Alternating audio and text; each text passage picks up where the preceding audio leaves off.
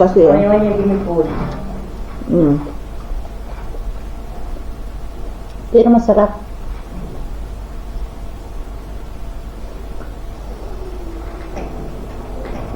Nag-stop ako na ano eh. Itong pork chop na nabili ko, may buto sa ibabaw. Kaya, binili ko. Sabi naman nasa ako, ba't ka bumili ng ano? May taba. Ayan.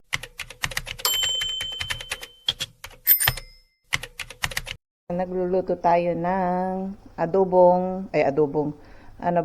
binabad ko yan parang adobo. Katapos ngayon, gagawin ko, ipo-pork chop ko, ipreprito ko. Ayan, hinihintay kong lumambot. Katapos, lakasan ko yung apoy para mawala yung, yung sarsa. Iprito ko, dahan-dahan ng apoy. Katapos ngayon, ako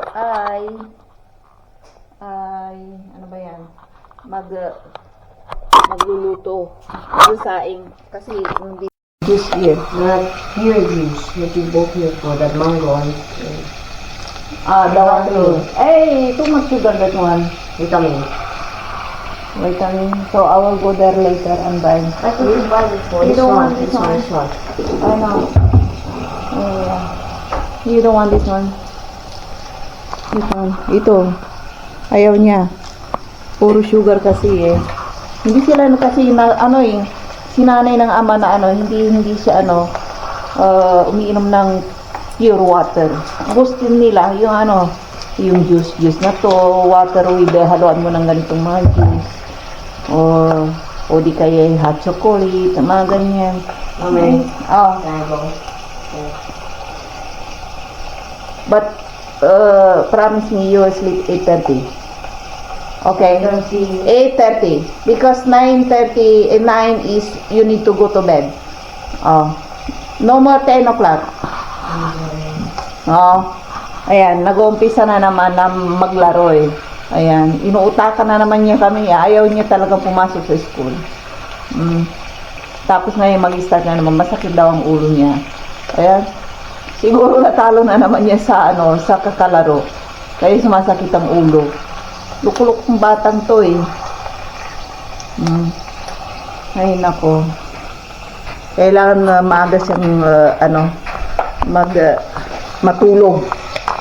Ayan. Ayan. Medyo luto na yung pritong adobo ko. Pritong adobo ha, pork chop. Ayan. Ayan, ginupit-kupit ko. Tapos, ito pa, mayroon pa. Isa-save ko yan para sa anak ko.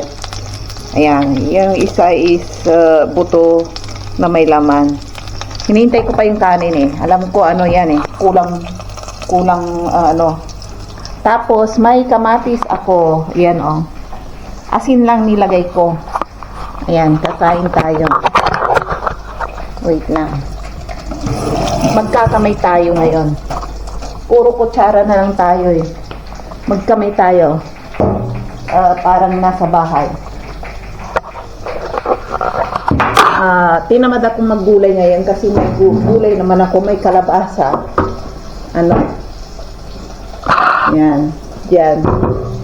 Ayan. Nakataas pa ang paa. Bahay style. Bahay style. Ayan. Ayan. Masarap.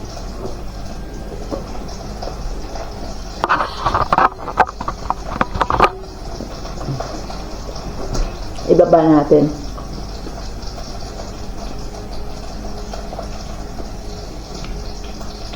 Medyo hindi maalat yung baboy. Lagyan pa natin ng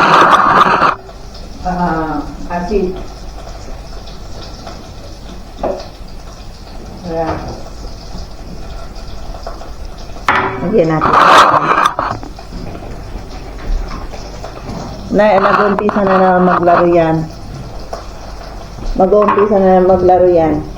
Tapos mamayang bukas naman umaga, alibay na naman yung masakit ang ulo. Lukulukong batang to eh. Ayan. Nuuto-uto kaming matatanda eh.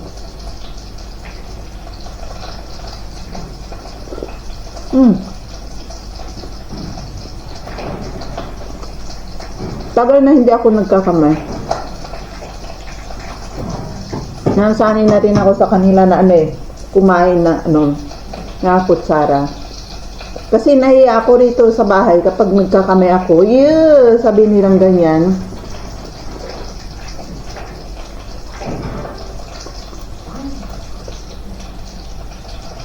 Kakamay ako pag wala ang asawa ko. Kasi ayaw na ayaw niyang magkamay ako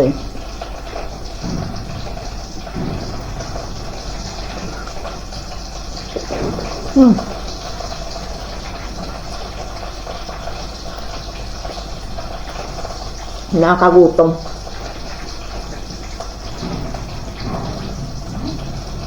Mag-aalas 5 na. Alis ako. Nabuboring ako sa bahay. Pabayaan ko yung anak kong maglaro dyan.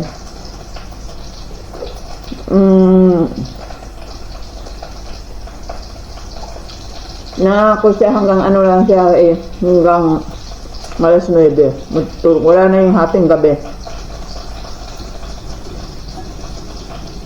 Hindi ko napapayagan.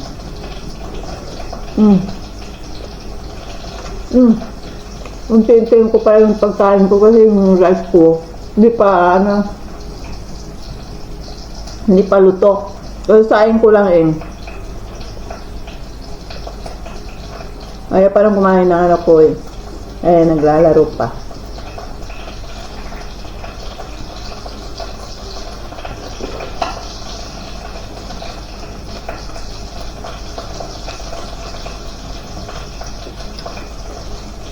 Hindi pa ako nakikita ng asawa kong kumain na nakakamay.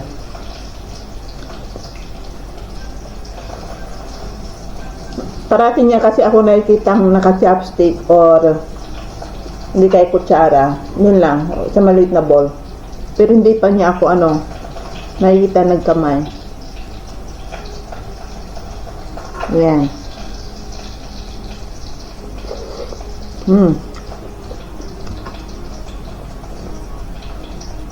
Pero yung mga anak kong tsekwa, alam nila, nakikita nila ako nagkakamay. Kuminsan nga ginagaya ko. Pero itong anak kong to, hindi ko pa pinakita sa kanya kung paano magkamay Hindi siya sanay. Kailangan kutsara. Chopstick ang gamit niya. Sanay.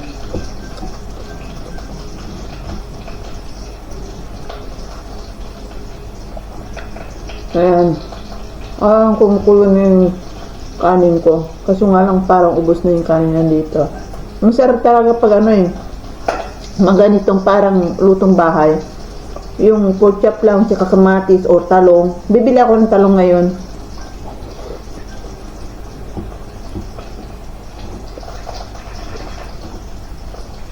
Titingin ako ng mga 50% discount. Marami. Kahit saan.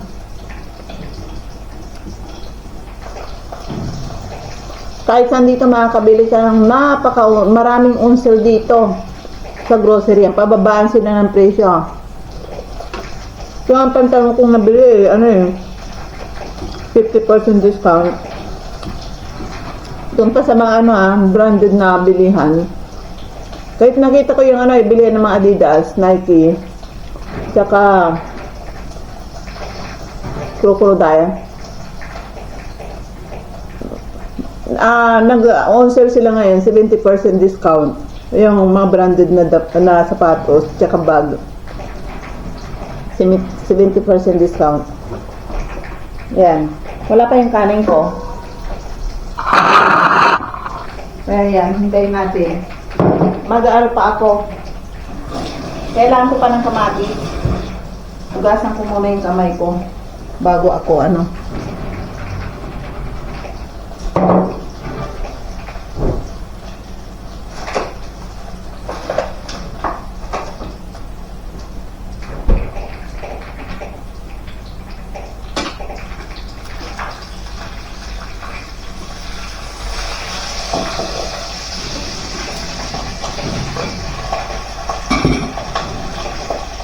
Ayan, naluluto na yung kanin. Kumukulo na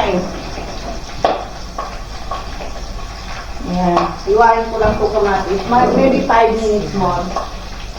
Ito na.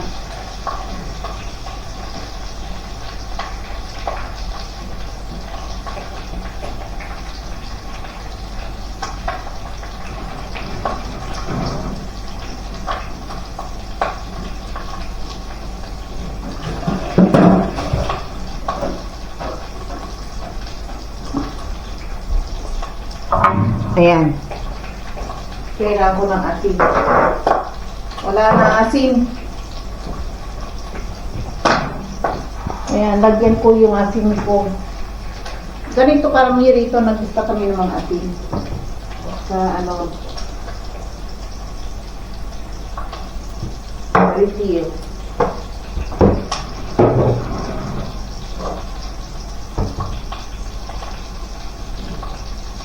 Dito sa bansa nila, ano yan, hindi ka makakabili ng mga, ano, yung parang sari-sari store.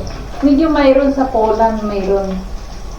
Kaso nga lang sa amin, kailangan, maramihan kang bibili kung minsan, bibili ka ng asukal, kailangan, hindi ka gaya dyan sa Pilipinas, makatingti ka.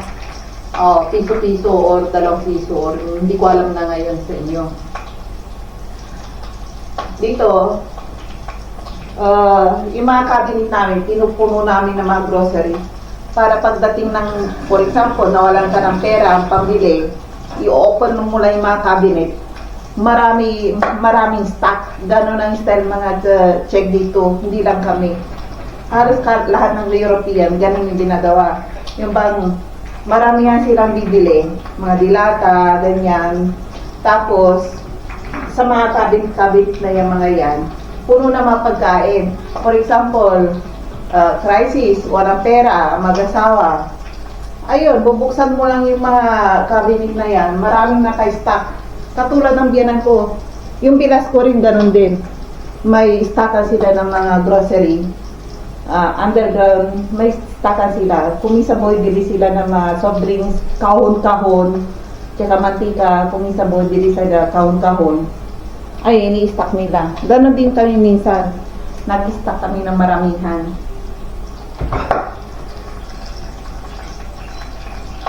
Kahit nasabi, katulad ng biyanan ko, grabe yung biyanan ko ako mag-stock ng pagkain na akala mo kung 1 dosin ang papakainin niya, mag-isa lang siya sa buhay niya, sa bahay niya. Ayun, pagbukas mo ng cabinet niya, aparador niya, refrigerator niya, naku, puro-puro ng pagkain yan. Lahat ng cabinet niya, aparador, puro stock. Kaya kung minsan, bisita yung asawa ko doon sa bahay niya, ayun, namimigay ng mga grocery. Oh, kala mo kung groceryhan na. Ganun. Kahit na yung bilas ko, ayun, kung minsan, bisita yung asawa ko rin, namimigay din minsan ng mga grocery, binibigyan kami. Ganun sila, yung mga kamag-aral dito. Bibisita ka sa bahay nila. Namimigay sila ng, gusto mo? Katulad ng kapatid ng asawa ko. Oh, kuha ka lang dyan. Siyempre magkapatid. Ayun. Binibigyan siya.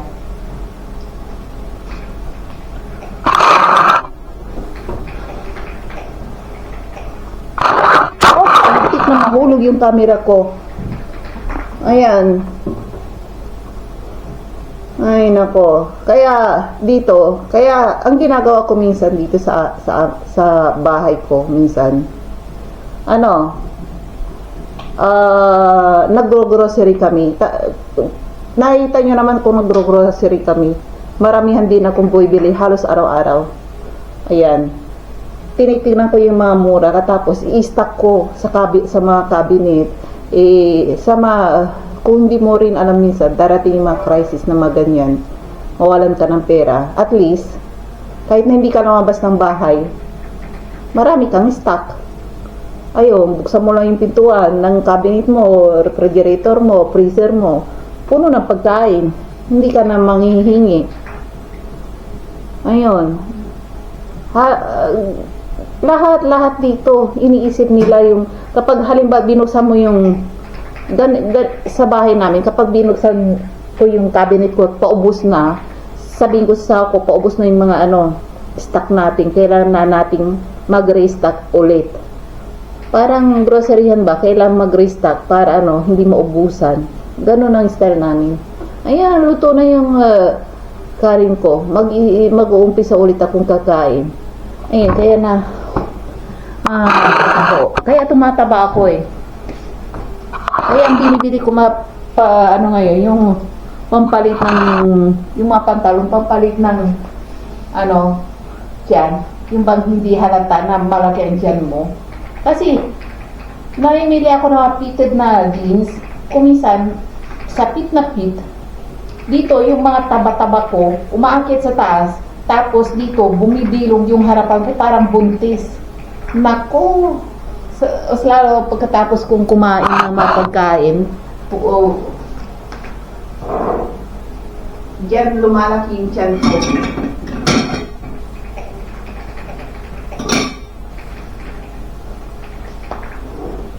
Umpisan ko na kumain. Ayan, bilasan na naman. Kailangan na hindi masyadong lagyan ng maraming tubig to eh. Ito na bili kong rice. Bilasan na naman eh. Maraming na nga yung nilagay ko. Nagluto ko ng isa't kalahating bigas. Ngayon, nilagay ko lang isang cup na water lang. Pa rin puno ng medyo basa-basa yung kanin.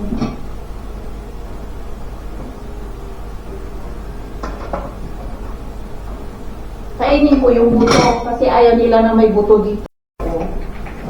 I-resolve ko sa kanila yan.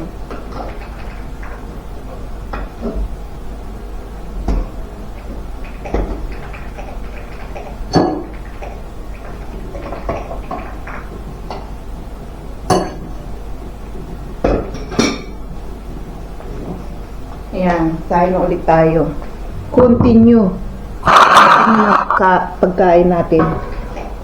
Pero yung batang yan, ayan, wala siyang pakialam sa akin. Ganito kami rito. May kumakain. Kahit na yung kami mag-asa kumakain dito sa lamesa or hindi pa rin yung kumakain. Ayaw niya. Kapag busog-busog, ayaw niya. Huwag pilitin na nga ayaw.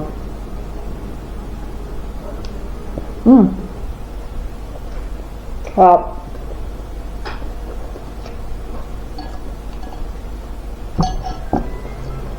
Yung buto, laki-laki.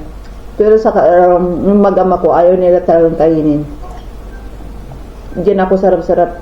May nagbibinta ng mga buto-buto rito. Super mura. Mga ganitong mga buto-buto. Alam niyo kung minsan, ino-on-sale nila. Yung katay ng may yung isang groceryan, may katayan sila. Pwede kang maka-order ng dugo ng baboy doon. Siyempre katayan, di ba? Di mura mga doon. Yung laman medyo mahal. Pero yung mabuto-buto, ino-on-sale nila.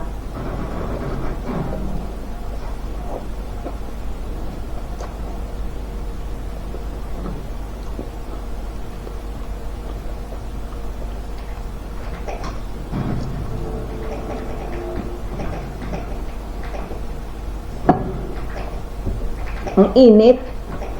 Ayan buto. Mga ganitong buto sa mabibili mo ng tag na 19 per kilo. Sa pera nila, yung bahala na kayo mag-compute. Mga lang naman yun eh. Mga 30. 1 kilo. Saan ka pa makakabili niyan? Ang mura. Parang na barbecue style na. Style.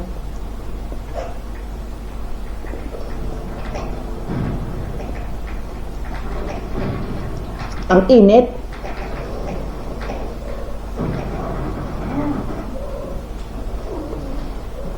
Init. Ang laki ng buto kasi. Ayaw niya ginipod. Pero masarap.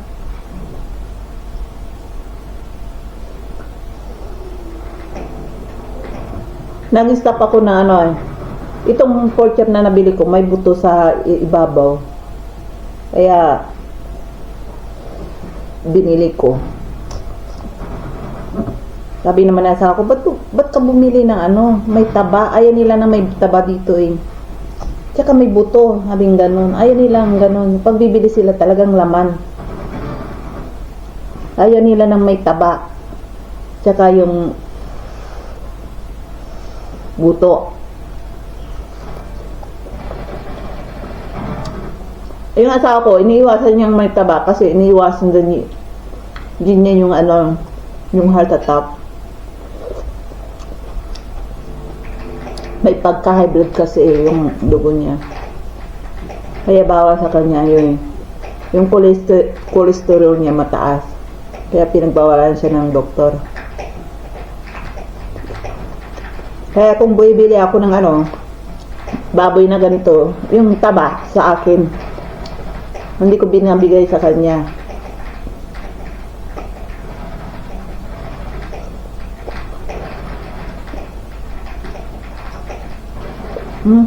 Malaki nga lang buto eh.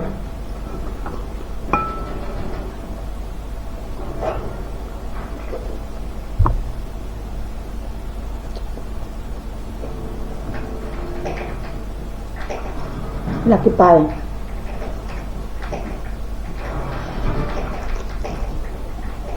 Harap. Mainit. Yung kamatis malamig. Sinasawsaw ko doon. Kaya ayaw ko ipakita sa kanila pag nagkakami ako. Na kapag ganitong nilagay mo rito tapos isasala mo yung kaan mo dyan. Para madumi sa paningin nila. Kaya nahihiya akong ano magkamay sa harapan nila.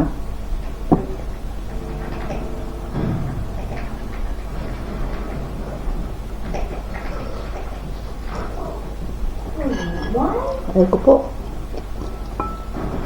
Medyo matigas pa yung karne. Sana nilaga ko ng isang oras.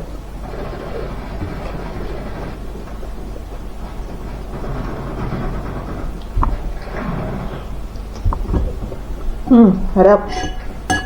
Harap ng buto na naluto na. Ako nga na medyo matigas.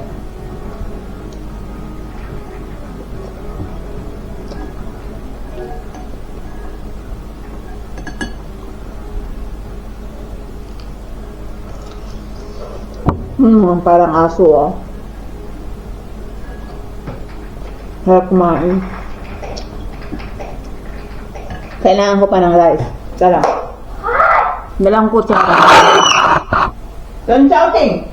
Don't shouting.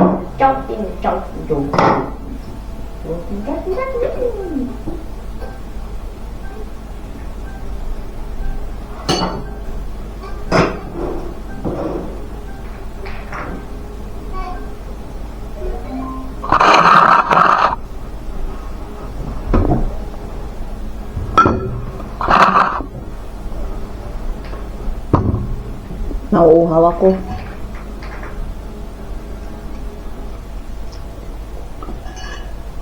Harap.